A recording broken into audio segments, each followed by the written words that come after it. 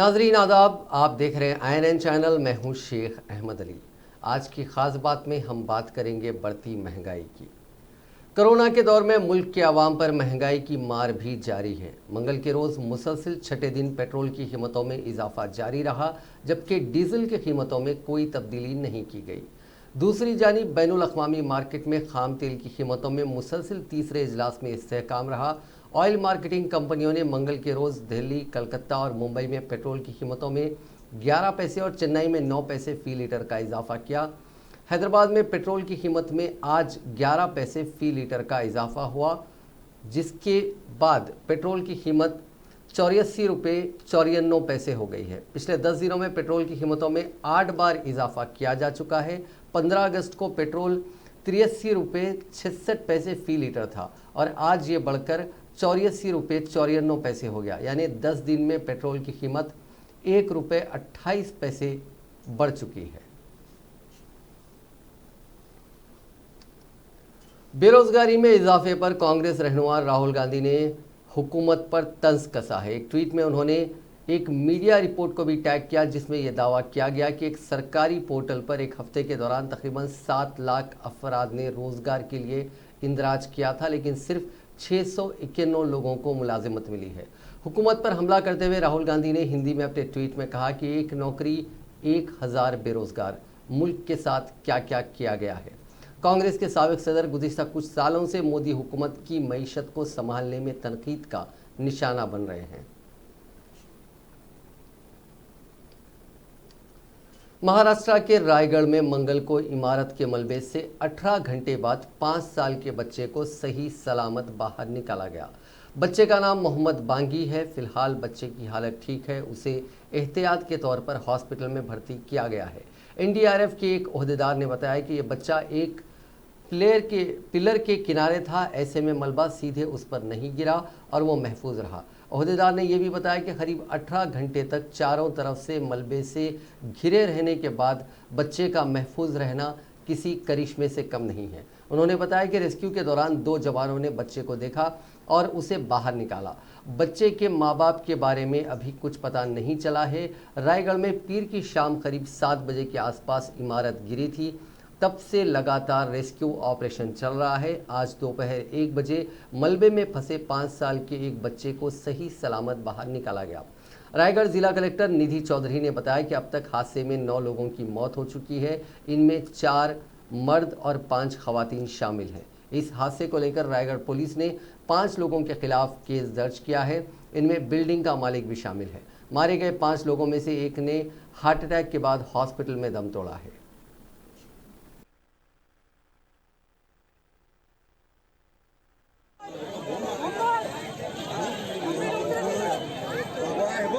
समोरच्या घरात आम्ही आतमध्ये सगळे त्यांना नको घेऊ बिल्डिंग घे तू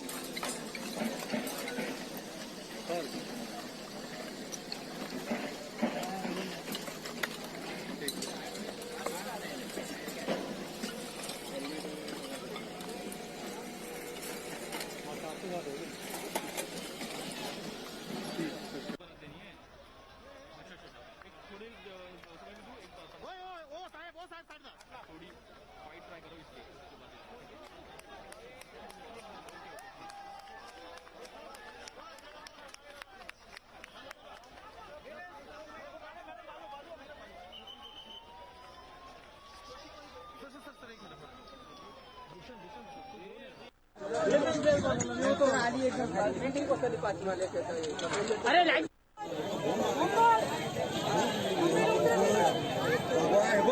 समोरच्या घरात आम्ही आतमध्ये सगळे त्यांना नको घेऊ बिल्डिंग घे तू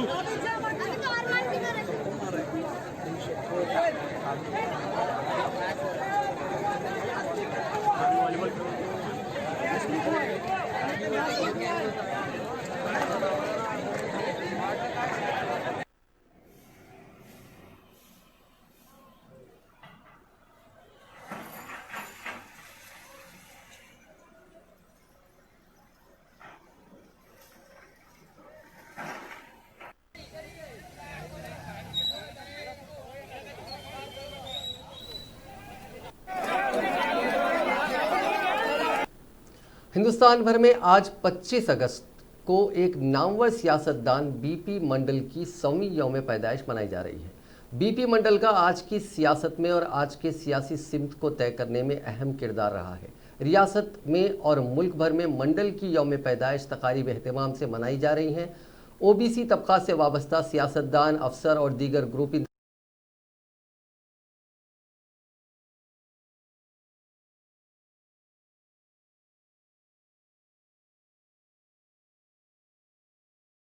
मोरारजी देसाई हुकूमत ने एक रुकनी मंडल कमीशन कायम किया था। 1980 में मंडल कमीशन ने अपनी सिफारिशात पेश कर दी, ताहम इस पर अमलावरी के बारे में 1990 तक कोई फैसला नहीं किया जा सका। जब तुलबा तहरीक के दम पर वीपी सिंह की हुकूमत कायम हुई तो ओबीसी तबकात का जिक्र भी हुआ। रियासती और मरकजी मुलाजिमतों और तालीमी इदारों में ओबीसी तबकात के साथ जारी इम्तियाज़ को कबूल किया गया था और इन इदारों में ओबीसी तबकात की नुमाइंदगी को बढ़ाने के लिए 27% तहफ़्फ़ुज़ात की सिफारिश की गई थी, लेकिन 30 साल बाद भी उन सिफारिशात पर पूरी तरह अमल नहीं किया जा सका। मुल्क को आज फ़िरका वाराना रंग में झोंकने वाली ताकतों और आला ज़ात के सियासतदानों ने मंडल कमीशन की सिफारिशात के खिलाफ ज़बरदस्त अंदरूनी लहर पैदा की। बीपी मंडल की सिफारिशात के खिलाफ ज़बरदस्त एहतजाज किया गया। कई तुलबा ने खुद को आग लगा ली। ये तारीख में अनोखा एहतजाज ही तस्वुर किया जाता है, क्योंकि समाजी नाइंसाफ़ी को दूर करने के लिए की गई सिफारिशात के खिलाफ एहतजाज किया गया। लेकिन असल बात यह थी कि चंद मुट्ठी भर हुक्मरान तबका या रूलिंग क्लास को मंडल कमीशन की सिफारिशात और ओबीसी तबकात की फलाह एक आंख नहीं भाती थी और ना ही वो आज भी इस बात को पसंद करेंगे। लिहाजा 1980 से 1990 तक फ़िरका वारियत की एक ऐसी खिचड़ी पकाई गई जो बिला आखिर 1992 की हालात पर एक हतमी शक्ल में जाहिर हुई। ओबीसी तबकात को अपने हुकूक के बजाय ऐसे काम पर लगा दिया गया कि वो अपनी ज़रूरत ही भूल गए और मुल्क में फ़िरकावाराना रंग गहरा हो गया। लेकिन मंडल कमीशन की सिफारिशात पर अमलावरी की बात की जाए तो ये भी कोई हिम्मत अफजान नहीं है। 2019 की एक रिपोर्ट के मुताबिक ओबीसी कैटेगरी की मुलाजिमतों में ओबीसी तबकात की नुमाइंदगी 20% ही है, जबकि क्लास 4 कैटेगरी में भी ये शरह 22% है। आज भी रियासत और मरकजी हुकूमत की मुलाजिमतों और आला तालीमी इदारों में ओबीसी तबकात की नुमाइंदगी आबादी के तनासुब में नहीं है, जबकि मौजूदा हुकूमत पहले से मौजूद रहे सहे तहफ़्फ़ुज़ात को ख़त्म करके आला ज़ातों को तहफ़्फ़ुज़ात की बात करती है। बीपी मंडल को और उनके ख्याल को सही मानों में खिराज तभी होगा जब पसमानदा तबकात को उनके हुकूक हासिल होंगे।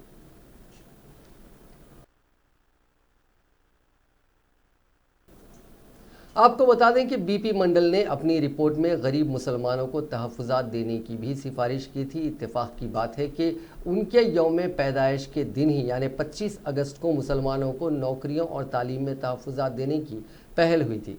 25 अगस्त 1994 को उस वक्त की मुत्तहिदा आंध्र प्रदेश हुकूमत ने GOMS नंबर 30 जारी किया था, जिसमें दीगर 14 तबकात के साथ मुसलमानों को तहफ़्फ़ुज़ात देने की सिफारिश की गई थी।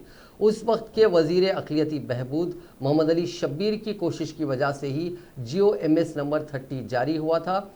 इसी की याद में उन्होंने आज मुस्लिम रिजर्वेशन डे के नाम पर एक ख़ास वीडियो तैयार किया है।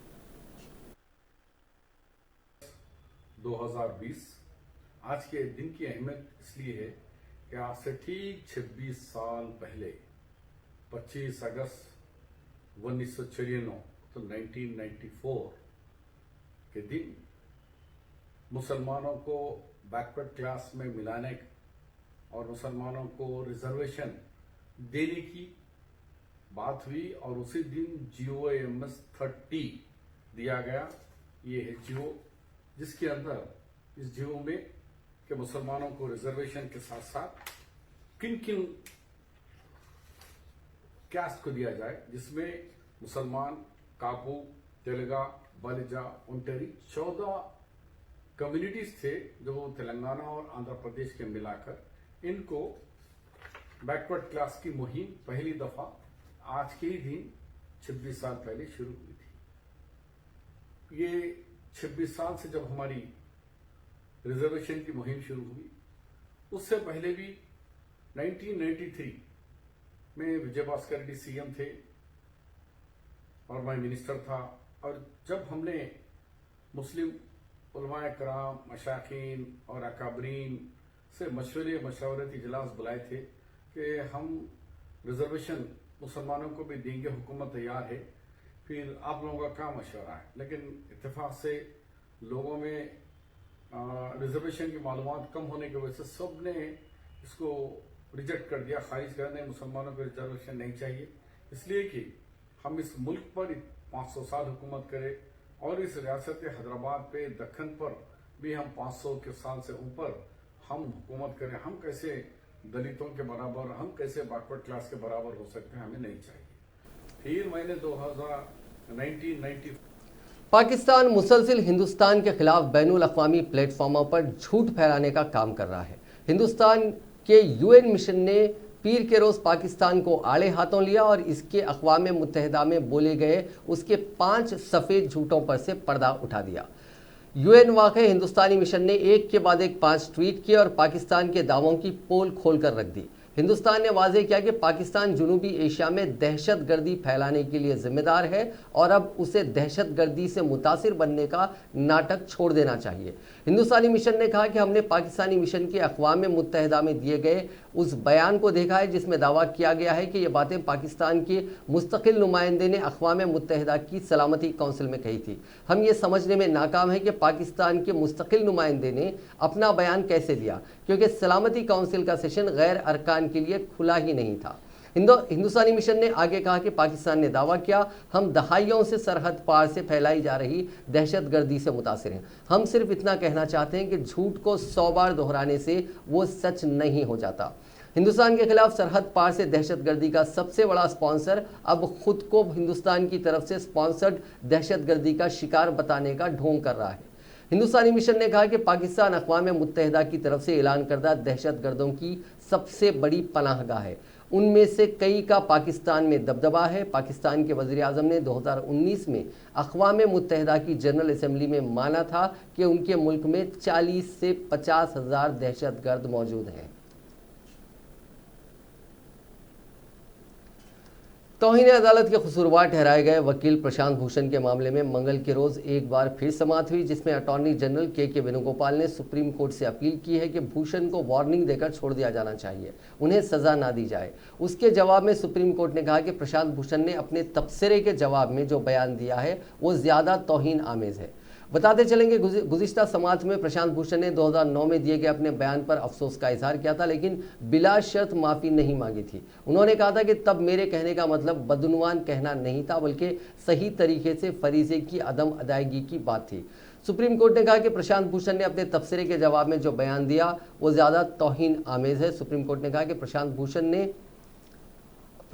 भूषण को बोलने की आज़ादी है, लेकिन उनका कहना है कि वो तौहीन अदालत के मामले में माफ़ी नहीं मांगेंगे। कोर्ट ने कहा कि अदालत सिर्फ अपने हुक्म के ज़रिए ही अपनी बात रख सकती है।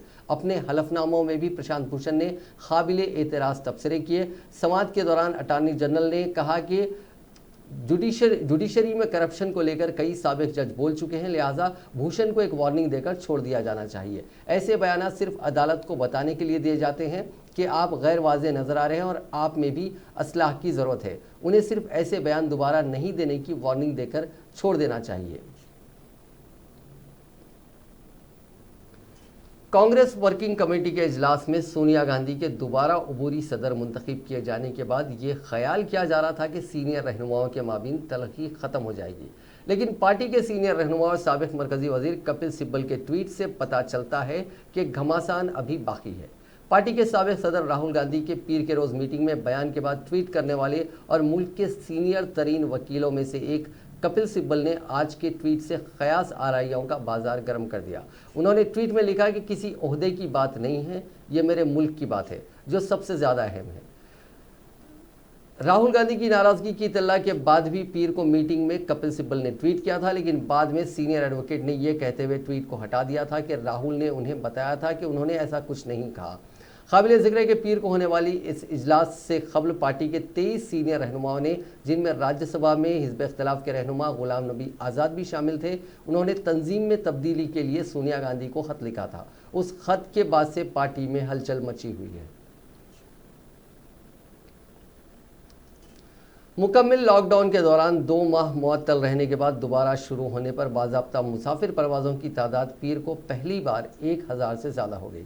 शहरी हवाबाजी के मरकज़ी वज़ीर हरदीप सिंह पुरी ने आज एक ट्वीट में कहा कि 25 मई को ऑपरेशन दोबारा शुरू होने के बाद पहली दफ़ा बाज़ाब्ता घरेलू परवाज़ों की तादाद 1000 से तजावुज़ कर गई। ये एक और मील का पत्थर है। घरेलू और बैनुल अक़वामी परवाज़ों में मुसलसल इजाफे से ये शोबा मजबूत होकर सामने आया है। सरकारी आदाद व शुमार के मुताबिक पीर को कुल 1012 परवाज़ें रवाना हुई, जिनमें 95,850 मुसाफिरों ने सफ़र किया। मुकम्मल लॉकडाउन के दौरान 25 मार्च से मुल्क में हर तरह के बाज़ाब्ता मुसाफिर परवाज़ों पर पाबंदी लगा दी गई। 2 माह बाद 25 में से कोविड-19 से बचने के एहतियाती तदाबीर के साथ महदूद तादाद में घरेलू परवाज़ों की इजाज़त दी गई। बाज़ाब्ता बैनुल अक़वामी परवाज़ें अभी शुरू नहीं की गई हैं, लेकिन कुछ मुल्कों के साथ 2 तरफ़ा माहिदों के तहत बहुत महदूद तादाद में परवाज़ें शुरू की गई हैं। बैरून मुल्क में फंसे हिंदुस्तानियों को वापस लाने के लिए 6 मई से ही वंदे भारत मिशन के तहत परवाज़ों का ऑपरेशन शुरू हो रहा है। अब बात करते हैं कोरोना वायरस की। दुनिया में कोरोना वायरस के अब तक 2,38,69,784 मामले सामने आ चुके हैं। इनमें 1,64,09,543 मरीज ठीक हो चुके हैं, जबकि 8,18,208 की मौत हो चुकी है। इसी बीच स्पेन के वज़ीर आज़म पेड्रो सैंचेज ने मंगल के रोज़ कहा कि मुल्क में कोरोना के बढ़ रहे मामलों को रोकने के लिए फ़ौज की मदद ली जाएगी। इसके लिए करीब 2000 फ़ौजियों को अलग अलग हिस्सों में तैनात किया जाएगा। स्पेन में अभी सख्त लॉकडाउन लगा हुआ है। पीएम सांचेज ने कहा कि मुल्क में हालात तशवीशनाक हैं, लेकिन मार्च जैसे हालात नहीं। हमें कोरोना पर काबू पाना होगा, इसकी दूसरी लहर को तोड़ना होगा। वहीं चीन के मुस्लिम अक्सरियती रियासत शिनजियांग की दारुल हुकूमत उरुमकी में सरकार इन्फेक्शन रोकने जालिमाना तरीके अपना रही है। लोगों को उनके ही घरों में बेड़ियों से जकड़कर दवा खाने को मजबूर किया जा रहा है। 1 महीने से ज़्यादा के वक्त से यहाँ लॉकडाउन लगाया गया है। लोगों ने हुकूमत की ज़्यादती के खिलाफ ऑनलाइन कैंपेन शुरू की है। मकामी लोगों के मुताबिक लोकल एडमिनिस्ट्रेशन के लोगों ने सोशल मीडिया प्लेटफॉर्म वीबो के अपने अकाउंट डिलीट करने और जुल्म से जुड़ी तस्वीरों को शेयर नहीं करने का इंतबाह दिया है। हालांकि इसके बावजूद दूसरे ऑनलाइन प्लेटफॉर्म पर इससे जुड़ी तस्वीरें पोस्ट की जा रही हैं। हिंदुस्तान में कोरोना वायरस वबा की बढ़ती हुई शिद्दत से मुल्क में पहली बार एक ही दिन में 66,000 से ज़्यादा मरीज सेहतियाब हुए हैं और इसके मुकाबले में वायरस मुतासरीन के नए केसेस की तादाद कम होने से एक्टिव केसेस में 6,000 से ज़्यादा की कमी आई है। मंगल की सुबह सेहत और ख़ानदानी बहबूद की वजारत के जारी करदा आदाद शुमार के मुताबिक गुज़िश्ता 24 घंटों के दौरान रिकॉर्ड 66,550 अफराद ने कोरोना वायरस से शिफायाबी हासिल की है, जिससे सेहतमंद अफराद की मजमूई तादाद 24,04,585 हो गई है। इसी अरसे के दौरान कोरोना वायरस के 60,975 नए केसेस के रिपोर्ट होने से एक्टिव केसेस की तादाद में 6,423 की कमी हुई है। मुल्क में कोरोना मुतासरीन की मजमूई तादाद 31,67,324 हो चुकी है और एक्टिव केसेस 7,04,348 तक पहुंच चुके हैं। मुल्क भर में गुज़िश्ता 24 घंटों के दौरान 848 अफराद की हलाकत से मरने वालों की मजमूई तादाद 58,390 हो गई है। मुल्क में एक्टिव केसेस की तादाद की शरह 22.24% है, जबकि रिकवरी का रेट 75.92% है और अमवात की शरह 1.84% है। वहीं मरकज़ी वजारत सेहत ने एक प्रेस कॉन्फ्रेंस में बताया कि आज मुल्क में ठीक हुए लोगों की तादाद एक्टिव केसेस से 3.4% ज़्यादा है। कुल मामलों में से एक्टिव केसेस 22.2% है। रिकवरी रेट 75% से ज़्यादा हो गया है। आपको पहले बता रहा था कि आज अगर आप कुल केसेस को एक पाई डायग्राम की शक्ल में देखें तो 22% ही एक्टिव केस हैं और 75.92% लोग डिस्चार्ज हो चुके हैं, रिकवर हो चुके हैं, अपने घरों में चले गए हैं, कुशल मंगल हैं। 24,04,000 इनका नंबर है और 58,390 दुखद मृत्यु हुई हैं। ये 1.84% है। ग्लोबली अगर आप मोर्टेलिटी रेट को देखें तो ये सबसे कम मृत्यु दरों में से। रियासत में गुज़िश्ता 24 घंटों के दौरान कोरोना वायरस के 2,579 मुस्बित केसेस दर्ज हुए और 9 अफराद की मौत हो गई। इससे रियासत में कोरोना केसेस की कुल तादाद 1,06,051 हो गई है। इसी तरह हलाकतों की तादाद 770 हो गई है। जीएचएमसी के हुदूद में 295 केसेस दर्ज हुए हैं। पूरे मुल्क में कोरोना वायरस यानी कोविड-19 का टेस्ट करने वाली लेबोरेटरीज की तादाद बढ़कर 1524 हो गई है। Indian council of medical research की जानिब से मंगल को जारी आदाद-ओ-शुमार के मुताबिक गुज़िश्ता 24 घंटों में कोरोना वायरस का टेस्ट करने वाली लेबोरेटरीज की फहरिस्त में मजीद 4 नाम का इजाफा हो गया है। उनमें सरकारी 986 और प्राइवेट लेबोरेटरीज 538 हैं। इस वक्त RT-PCR मबनी लेबोरेटरीज 787 787, सरकारी 459, प्राइवेट 328 हैं, जबकि ट्रूनेट पर मबनी टेस्ट लैब की तादाद 619 है, जिसमें सरकारी 493 और प्राइवेट 126 है, और CBNAAT पर मबनी टेस्ट लैब्स 118, जिनमें सरकारी 84 हैं, 34 लैब्स प्राइवेट हैं। आपको बता दें कि काबिल ज़िक्र है कि मुल्क में 23 जनवरी तक महज पुणे की एक लेबोरेटरी में कोरोना वायरस के टेस्ट की सहूलत थी, लेकिन अब पूरे मुल्क में 1524 लेबोरेटरीज कोरोना वायरस का टेस्ट करने में सरगर्म हैं।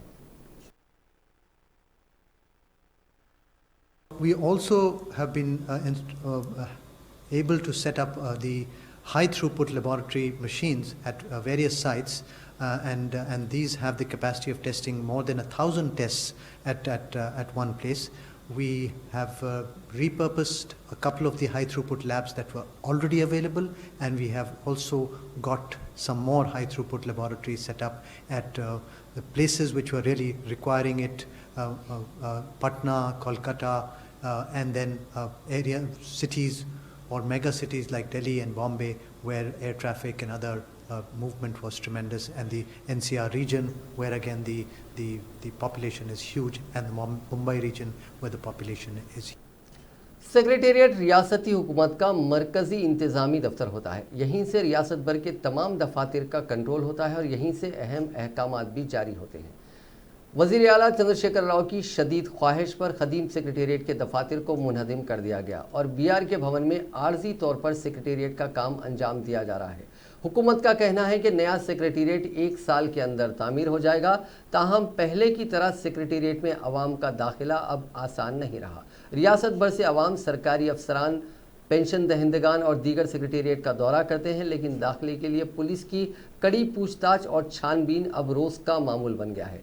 अरसे से यह होता आया है कि लोग वुज़रा से मिलने या दीगर महकमों के दफातर में अपने कामों के सिलसिले में सेक्रेटेरिएट आया करते थे। दाखिले पर उन्हें पास जारी कर दिया जाता या किसी सेक्शन से फ़ोन पर इतला दे दी जाती, लेकिन आजकल BR के भवन में दाखिला इतना आसान नहीं रहा। मीडिया का दाखिला तो ममनू करार दे दिया गया है। मीडिया के नुमाइंदों ने कई मरतबा इस बारे में हुकूमत से सवाल किया, लेकिन कोई कार्रवाई नहीं की गई। हुकूमत का ये इक़दाम अवाम मुखालिफ तस्वुर किया जा रहा है। कई अफराद ने मीडिया के ज़रिए हुकूमत से मुतालबा किया है कि BR के भवन में दाखिले को आसान बनाया जाए या फिर यहाँ कोई पासेस जारी करने का मरकज़ कायम किया जाए। कई मरतबा ये शिकायत की गई कि जो अफराद सेक्रेटेरिएट में दाखिल होना चाहते हैं उनसे मुताल्लिक़ा सेक्शन ऑफिसर का नंबर तलब किया जा रहा है। कई ज़ईफ़ अफराद और ख़वातीन को दाखिले से रोका जा रहा है या फिर उन्हें काफ़ी देर तक दाखिले पर ही खड़ा रखा जा रहा है। सेक्रेटेरिएट आने वाले अंदर जाने की इजाज़त ना मिलने पर सड़क पर और फुटपाथ पर बैठने के लिए मजबूर हो रहे हैं। हुकूमत को चाहिए कि इस सिलसिले में कोई इक़दाम करते हुए अवाम का एतमाद बहाल करें। अमेरिका में एक सियाह फार्म शहरी के साथ पुलिस तशद्दुद के एक नए वाक़े ने तूल पकड़ लिया है। विस्कोन्सिन शहर में इतवार के रोज़ 2 पुलिस एहलकारों ने सियाह फार्म जैकब ब्लैक को उसके बच्चों के सामने ही 7 गोलियां मारी, जिसका वीडियो सोशल मीडिया पर वायरल हो रहा है। पुलिस ने इब्तिदाई बयान में कहा था कि ब्लैक के पास एक हथियार था, इसलिए गोलियां चलानी पड़ी, लेकिन वीडियो में यह बात वाज़ेह है कि ब्लैक गैर मुसल्लह था और पुलिस एहलकारों ने उसकी पीठ पर 7 गोलियां चलाई थीं।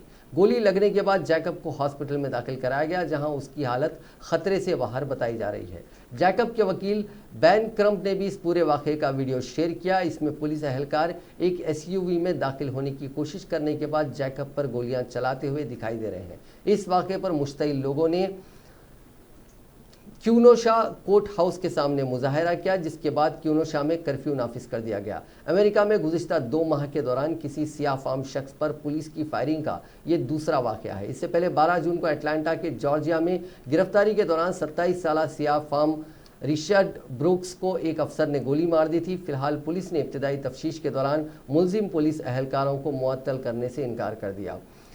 क्यूनोशा पुलिस ने विस्कॉन्सिन फौजदारी तफ्तीशी डिवीजन से तहकीकात करने को कहा है। तफ्तीशी क्यूनिश के काउंटी डिप्टी शरीफ की क़यादत में होगी।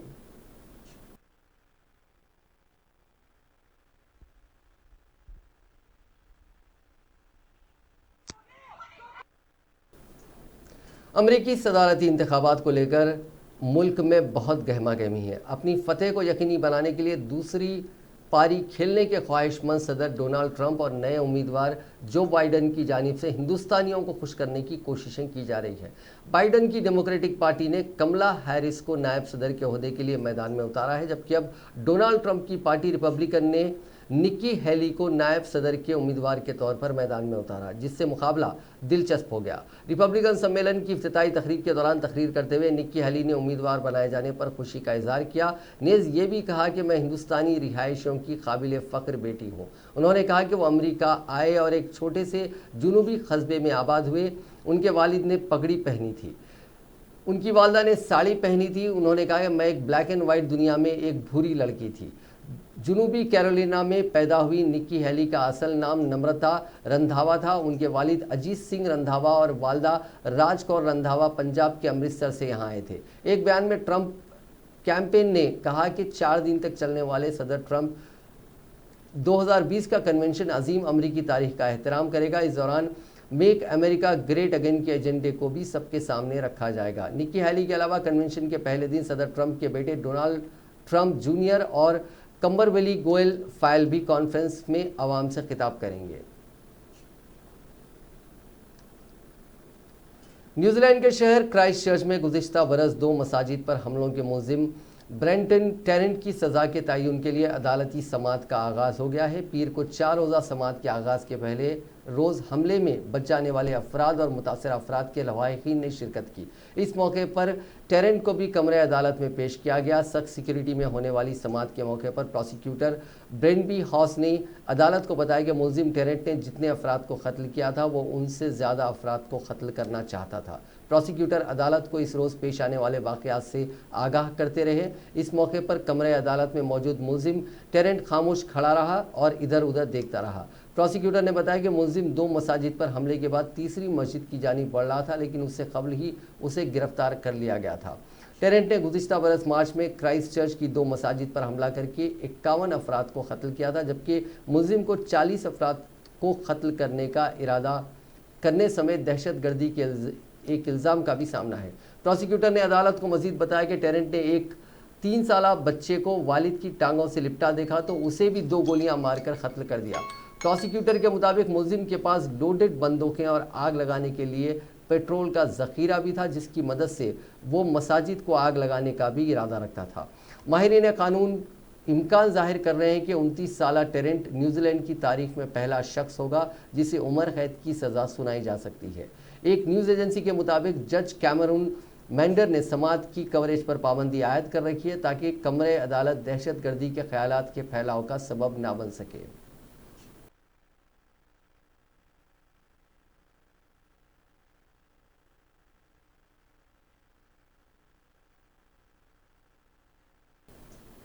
नाजरीन, आज की ख़ास बात में बस इतना ही। आपसे मुलाकात होगी कल नई खबरों के साथ, नए तज्ज़िये के साथ। फ़िलहाल दीजिए इजाज़त। खुदा हाफिज़।